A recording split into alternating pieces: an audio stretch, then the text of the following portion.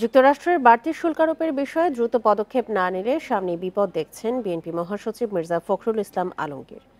দুপুরে north south বিশ্ববিদ্যালয়ে এক আলোচনা সভায় যোগ দিয়ে কথা বলেন তিনি।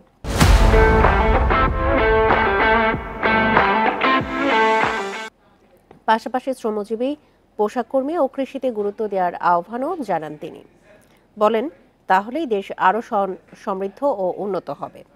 মার্কিন প্রেসিডেন্ট ডোনাল্ড ট্রাম্প বা চীনের প্রেসিডেন্ট শি জিনপিং নয়, দেশের ভবিষ্যৎ নিজেদেরই নির্মাণ করতে হবে বলেও জানান বিএনপি মহাসচিব।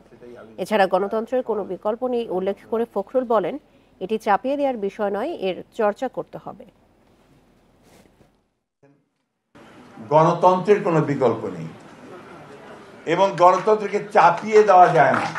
ইট ক্যানট বি ইম্পোজড।